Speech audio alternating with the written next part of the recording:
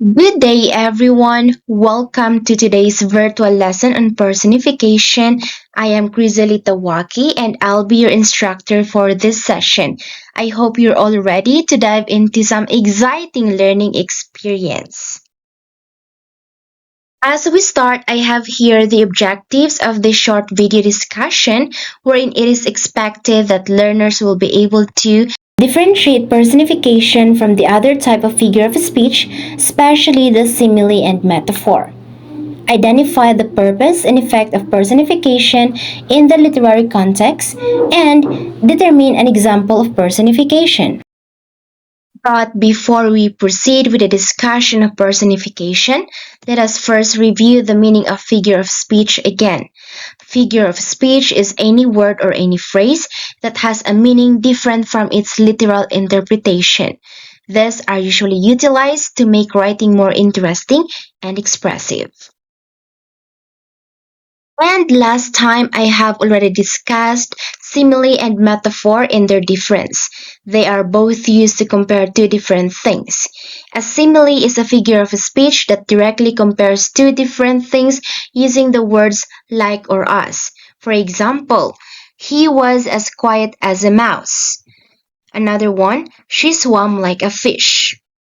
On the other hand, metaphor also compares two different things, but this doesn't use the words like or as. An example here, Ali is a walking dictionary. Another example, time is money. Okay, and this time let's now proceed with a discussion of personification. Personification is a figure of speech in which human characteristics are attributed to non-human things such as objects, animals, or abstract concepts.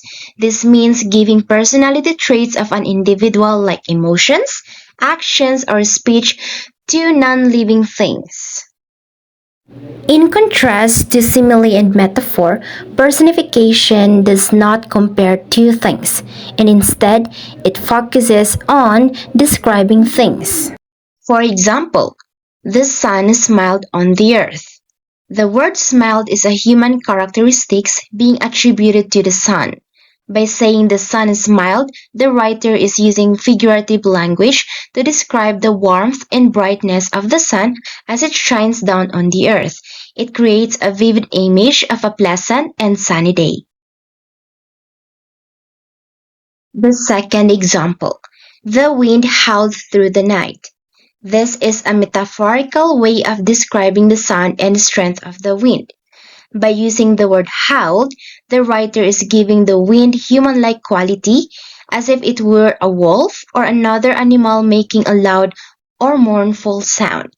This description creates an image of a strong and intense wind blowing throughout the night. Another one, the flowers danced in the gentle breeze. It means that the flowers were swaying back and forth in response to the gentle movement of the breeze, giving the impression that they are dancing. It's a poetic way of describing the scene and adding a sense of beauty and life to it. Fourth example, the car coughed and sputtered before finally starting. The words coughed and sputtered are human actions associated with having difficulty breathing or functioning properly. By using this phrase, the writer is trying to say that the car is struggling to start, making the scene more relatable and engaging for the reader.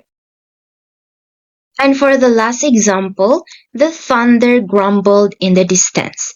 This is a figurative way of describing the sound of distant thunder as a low and continuous and somewhat menacing rumble, similar to the sound of someone grumbling. This description helps to create an image and adds atmosphere to the scene. Okay, so those are the examples of personification. Now, why do we use personification? We use personification for several reasons. First, to make writing more vivid and engaging. By using personification, we bring life to non-human things, making them more relatable and interesting for reader. Second, to evoke emotions and create imagery. By attributing human qualities to objects, animals, or abstract concepts, writers can evoke emotions and create vivid mental images in the minds of their readers. Third, to simplify complex ideas. Personification can make abstract concepts more concrete and easier to understand by giving them human characteristics. And lastly, to add depth and creativity to language. Personification allows writers to be more creative with their language, adding depth and complexity to their writing. So, these are some of the importance of personification, and to simplify it, its purpose is definitely to increase the reader's interest in the story and keep his or her attention. Now, let's test your understanding with a few and quick evaluation questions. I will be presenting the question and I want you to pause the video to think about your answer. Ready? Here is the first question. Which of the following sentence is an example of personification?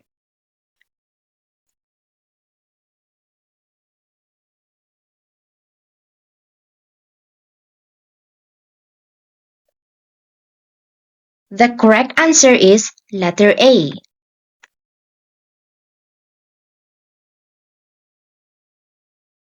How about number 2?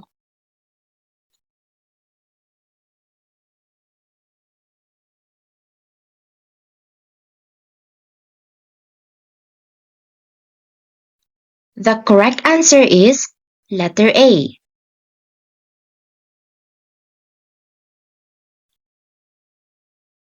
Number 3.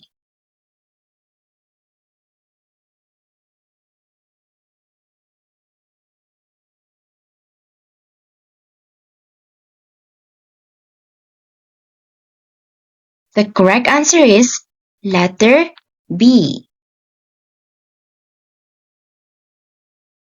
Number 4.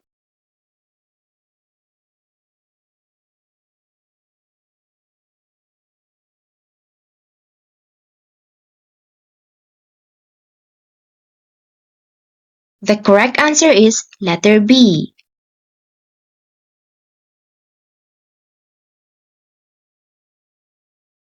And question number 5.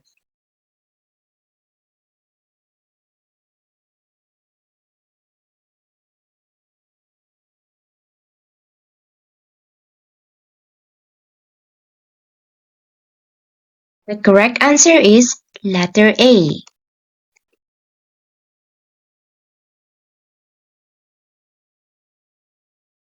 Well, I hope you got all the correct answers. Now, to sum up our discussion for today, let us have a recap or a review of what we have discussed for today. Once again, personification is a type of figurative language in which non-living objects are given human qualities. Also, personification is a powerful literary device that adds richness and depth to language, making it more expressive and engaging for readers.